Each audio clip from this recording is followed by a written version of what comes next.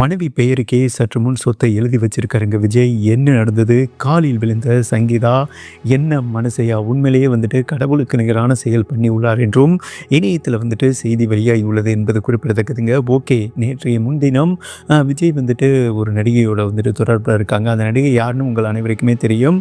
தொடர்பில் இருக்காங்க. இது வந்துட்டு இவங்களா சந்தேகப்பட்டிருக்காங்க. ஓகேவா, சங்கீதாவே சந்தேகப்பட்டிருக்காங்க. இது குறித்து முதன்முறையாக விஜய் தரப்புல இருந்து சில செய்திகள் வந்துட்டு இணையத்தில் வெளியாகி உள்ளதுங்க. அதாவது, என் மனைவி மேலே எந்த தவறுமே கிடையாது, அவங்க சொன்னது வந்துட்டு சரிதான், ஆனால் வந்துட்டு அந்த சரியை தவறாக புரிஞ்சிருக்காங்க என்றும் நம்ம விஜய் தரப்புல இருந்து சில செய்திகள் வந்துட்டு வெளியாகி உள்ளதுங்க. அதாவது, நான் என் மனைவிக்கு வந்துட்டு துரோகம் தான் பண்ணேன், ஆனால் வந்துட்டு இன்னொரு பொண்ணோட தொடர்பில் இல்லை, ஒரு கணவனாக அவங்களோட வந்துட்டு நான் டைம் ஸ்பெண்ட் பண்ணியிருக்கணும். ஆனால் நான் என்னைக்கு அரசியல் வாழ்க்கையில் வந்தனோ, இனிமேல் குடும்பம் கிடையாது, குட்டி கிடையாது, இனிமேல் மக்கள் தான் நமக்கு எல்லாமே, அந்த மாதிரி வந்துட்டு என்னோட ஒட்டுமொத்த அர்ப்பணிப்புமே அரசியலுக்கு வந்துட்டேன். கடந்த 3 வருட காலமாக நான் குடும்பத்துக்கிட்டே இல்லை, என் பசங்கக்கிட்டேயும் இல்லை. என் பையன் வந்துட்டு சென்னையில் இருக்கான், என் மகள் லண்டனில் இருக்காங்க, என் மனைவி வந்துட்டு லண்டனில் தான் இருக்காங்க. நான் அவங்கள அவங்களோட சந்தித்து பேசியே வந்துட்டு 3 வருட காலமாகுது. ஏன் எங்கள் அம்மா அப்பா கிட்ட பேசியே ஒரு 2 வருட காலமாகுது. அந்த ஆடியோ லாஞ்சில் தான் எங்கள் அம்மா அப்பாவோட பார்த்து பேசுகிற சூழல் எனக்கு ஏற்பட்டது. எனக்கு முழுக்க முழுக்க மக்கள் தான், எனக்கு மக்கள் மேலே ஆர்வம். எம்ஜிஆர் மேலே எனக்கு அளவு கடந்த மரியாதை இருக்குது. அவர் வழியில் வந்துட்டு நான் பயணிக்கணும். சேம் டைம் காமராஜர் வழியில் பயணிக்கணும். அவங்க வந்துட்டு எப்போதுமே மக்களுக்காண்டியே வாழ்ந்துட்டு போனார்கள் என்பது குறிப்பிடத்தக்கதுங்க. அதனால தான் இருந்தாலும் மறைந்தாலும் பேர் சொல்ல வேண்டும், இவர் போல யார் என்று ஊர் சொல்ல வேண்டும். எம்ஜிஆருக்கு அது பொருந்தும், காமராஜருக்கு பொருந்தும். அந்த வழியில் வந்துட்டு நான் பயணிக்க ஆசைப்பட்டனே தவிர என் மனைவியோட அதிகமாக டைம் ஸ்பெண்ட் பண்ணல. அந்த விரக்தியில் தான் அவங்க இந்த மாதிரி ஒரு முடிவை வந்துட்டு எடுத்திருக்கலாம். ஆனால் என்றைக்குமே என் மனைவிக்கு வந்துட்டு நான் துரோகம் பண்ணது கிடையாது. திரிசா வந்துட்டு என்னோட ஒரு மிகப்பெரிய நண்பர், நெருங்கிய தோழி, அவ்வளோதானே ஒழிய மற்றபடி எதுவுமே கிடையாது. என்னோட மனைவியை வந்துட்டு நான் தனிமையில் விட்டுட்டேன். அதிகமாக ஒரு 5 வருட காலம் வந்துட்டு தனிமையில் விட்டுட்டேன். அந்த டிப்ரெஷன், மன உளைச்சலில் தான் வந்துட்டு அவங்க இந்த அளவுக்கு கொந்தளித்து பேசியிருக்காங்க. என்னோட மனைவி மேலே தவறே இல்லை, அவங்க இல்லைன்னா நான் இந்த அளவுக்கு வளர்ந்துருக்க மாட்டேன். அண்டு என்னை வந்துட்டு லண்டன்லேருந்து தேடி வந்து காதலிச்சாங்க. கட்டினா உங்களை தான் கட்டுவேன்னு சொன்னாங்க. என் மனைவி வந்துட்டு நான் இன்ன வரை லவ் தான் பண்ணுறேன். என் மனைவிக்கு நான் துரோகம் பண்ணிட்டேன். அவங்களுக்கு வந்துட்டு நான் டைம் ஸ்பெண்ட் பண்ணல. பொது வாழ்வுக்கு வந்தவொடனே குடும்பத்தை மறந்துட்டேன். இன்னொன்று, அரசியலுக்கு வந்தால் கொஞ்சம் நமக்கு டைம் கிடைக்கும் அப்படின்னு நினச்சேன். ஆனால் உங்களுக்கே தெரியுங்க, நீ அவ்வளோ பெரிய ஆளாக வந்துடுவேன்னு எனக்கு என் மேலே ஏகப்பட்ட நெருக்கடி, அழுத்தம் கொடுக்குறாங்க. தற்போது என் மனைவியே எனக்கு அழுத்தம் கொடுக்குற சூழல் இந்த அரசியல் என்னை கொண்டு வந்து விட்டுருச்சு. அந்த அளவுக்கு பெரிய கட்சிகள் வந்துட்டு என்னை சித்திரவதைப்படுத்துகிறாங்க. நானே மிகப்பெரிய மன உளைச்சலில் இருக்கேன். இந்த வழியை வந்துட்டு என் மனைவி சங்கீதா அவர்கள் புரிஞ்சிருப்பாங்கன்னு நினச்சேன். ஆனால் அவங்க ஒரு பெண்மணி இல்லையா? ஒரு பெண்கள் வந்துட்டு எப்போதுமே சரிங்க, கல்யாணம் ஆன பிறகு நம்ம கணவர் நம்மளோட டைம் ஸ்பெண்ட் பண்ணணும், நம்ம பக்கத்தில் இருக்கணும், நம்மளை எங்கேயாவது கூட்டிகிட்டு போகணும், இப்படி ஆசைப்படுவது உண்டு. நம்ம பசங்களை வெளியே கூட்டிகிட்டு போகணும். இதை நான் ஒரு தகப்பனாக சரியாக பண்ணலை. என் மனைவிக்கு வந்துட்டு நான் ஒரு சரியான கணவன் கிடையாது அப்படின்னு அதை விஜயே வந்துட்டு சொல்லியிருக்காரு.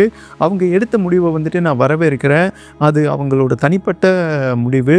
ஆனால் இன்னொரு பெண்ணோட என்னை தொடர்புபடுத்தி பேசினது தான் எனக்கு வந்துட்டு மன உளைச்சலாக இருக்குது. அவங்க குற்றம் சாட்டிய அந்த நடிகைக்கும் மிக விரைவாக திருமணம் நடைபெற உள்ளது. அவங்க வாழ்க்கையும் மிகப்பெரிய அளவில் பாதிப்புக்குள்ளாகும். சேம் டைம் அடுத்த மாதம் வந்துட்டு சட்டமன்ற தேர்தல் நெருங்கிருச்சு. என்னோட மனைவிக்கு பின்னாடி யார் இருக்காங்கன்னு எனக்கு தெரியல.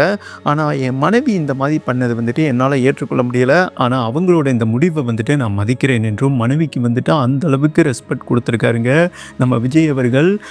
ஒரு படி மேலே போய், அதாவது ஒரு நடிகைக்கு தொடர்பு இருக்குது என் கணவருக்கு அப்படின்னு சொன்னாங்க இல்லையா? அது மட்டும் இல்லாமல் எனக்கு ஜீவனாம்சம் வேணும், என்னோட கணவரோட 3/4 சொத்து எனக்கு வேணும்னு வந்துட்டு சங்கீதா அந்த பத்திரத்தில் எழுதியிருக்காங்க.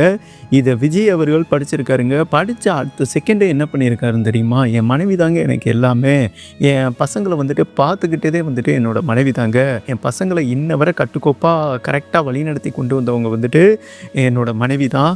இந்த சொத்தை வச்சு நான் என்ன பண்ண போகிறேன்? சங்கீதா இப்படி எழுதி என்னையை காயப்படுத்திட்டாங்க. இந்த சொத்து எல்லாமே அவங்களுக்கு தாங்க, மக்களுக்கு போக அவங்களுக்கு என்ன தேவையோ எடுத்துகிட்டு போட்டோம்னு சொல்லிட்டு விஜய் வந்துட்டு பேசியிருக்காருங்க. இந்த பதிவை கேட்டு மனம் உடைஞ்சு அழுதிருக்காங்களாமா சங்கீதா. மனம் மாறி இருக்காங்களாமா. அதாவது தன்னோட கணவரை வந்துட்டு நான் தவறாக போர்ட்ரேட் பண்ணிட்டனோ, பெரிய அரசியல் கட்சிகள் அழுத்தம் கொடுத்ததுனால நான் தவறு பண்ணிட்டனோ, பணத்துக்கு ஆசைப்பட்டனோ. மேலும் சங்கீதா அவர்கள் என்ன நினச்சிருக்காங்கன்னா, சில செய்திகள் வந்துட்டு வெளியாகி உள்ளதுங்க. அதாவது விஜய் முழுக்க அம்மா அப்பா, பசங்க, மகள் எல்லாத்தையும் எல்லாத்தையுமே உதறி தள்ளிட்டு அரசியலில் வந்துட்டு ஃபோக்கஸ் பண்ண ஆரம்பிச்சிட்டாருங்க.